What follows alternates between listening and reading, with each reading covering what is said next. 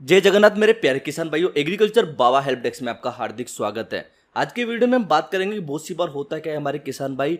धान की फसल में कोई भी खरपतवार नाशक डालते हैं, उसके बाद धान की फसल जल जाती है। बहुत सी बार ऐसा भी होता है कि पूरी की पूरी धान की फसल खत्म हो जाती है और बहुत से फार्मरों के साथ ये शिकायत देखने को मिलती है कि ऊपर से हल्के हल्के पत्ते जल जाते हैं या फिर नीचे से जो जड़ के पास वाला तना होता है वो एक तरीके से गल के वहीं पर टूटने लग जाता है, अर्थात खत्म होने लग जाता है। तो इस प्रकार की समस्या में क्यों देखने को मिलती है और इसका क्या निदान है, आज के इस वीडियो में सीधे और सरल तरीके से बात करेंगे ताकि हमारे किसान भाई अच्छे से समझ सके। किसान भाइयों, बहुत सी बार होता क्या है कि हमारे धान के खेत में इस प्रकार की घास जर्मिनेट हो जाती है जिसके लिए विशेष तौर पर कोई खरपतवार नाशक नहीं बनी होती है। तो वहां पर जो शॉप कीपर होता है वो हमें जुगाड़ लगाकर कुछ अन्य प्रकार की दवाई को हमारी धान की फसल में डलवाता है। तो वहां पर विशेष तौर पर उसका उपयोग करने से पहले हमें बहुत सी चीजों का ध्यान रखना पड़ता है, क्योंकि वहां पर उसकी जो डोज होती है वो बहुत सीमित मात्रा में होती है। उसका जो उपयोग होता है वो बहुत ही सावधानी से करना पड़ता है, क्योंकि एक जगह डबल स्प्रे लगने पर हमारी धान की फसल को नुकसान पहुंच सकता है। तो इस प्रकार के केसेज में हमें बहुत ज्यादा देखने को मिलता है कि धान की फसल में जोखिम होता है।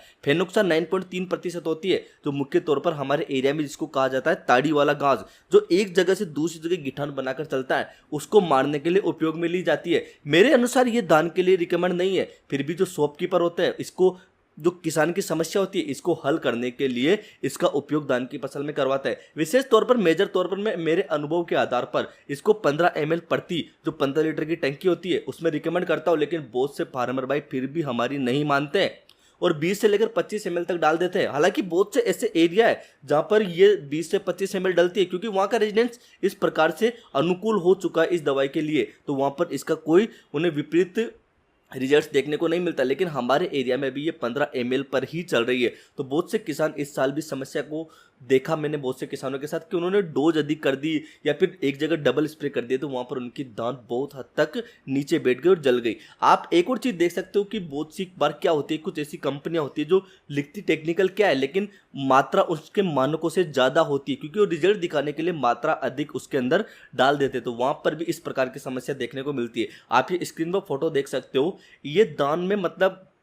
इसकी डोज भी बहुत सीमित मात्रा में डाली गई थी, लेकिन किसान ने गलती क्या की कि डबल स्प्रे कर दिया और जो पिछली दवाई थी उसका टैंक था उसको अच्छे से साफ नहीं किया था, लेकिन सारा ब्लेम इस दवाई के ऊपर चला गया और ये जो शॉपकीपर है इसके लिए एक तरीके से हेडक बन गई, क्योंकि किसान बार बार जाता है और बोलता है कि इसके दान को आपकी दवाई ने खत्म कर दिया। तो बहुत सी बार इस प्रकार की समस्याएं देखने को मिलती है। तो किसान भाइयों, एक तरीके से कोई भी दवाई होती है,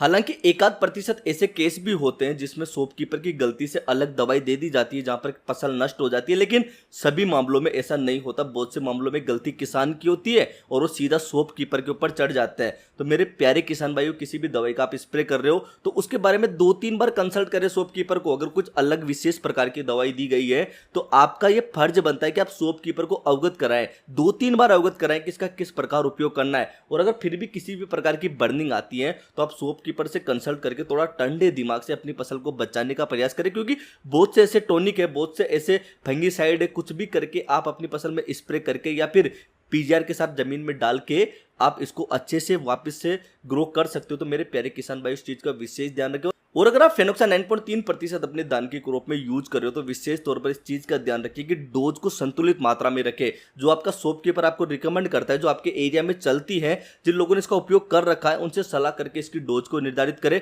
इसके अलावा ऐसी कंपनी की ही ले जो अपने मानकों पर खरा उतरती है, न कि कम और ज्यादा। तो मेरे प्यारे किसान भाइयों, क्योंकि हमारी फसल हमारे लिए जीवनदायिनी होती है तो इसका विशेष तौर पर ध्यान रखें और एक छोटी सी गलती की वजह से इसको खराब न करें। तो मेरे प्यारे किसान भाइयों, अगर आपको एग्रीकल्चर से संबंधित कोई जानकारी चाहिए तो एग्रीकल्चर बाबा को सब्सक्राइब कीजिए और सीधा हमसे कोई भी कंसल्ट करने के लिए, बात करने के लिए हमारे इंस्टाग्राम हैंडल एग्रीकल्चर बाबा पर जाइए और मैसेज कीजिए। जय श्री राम।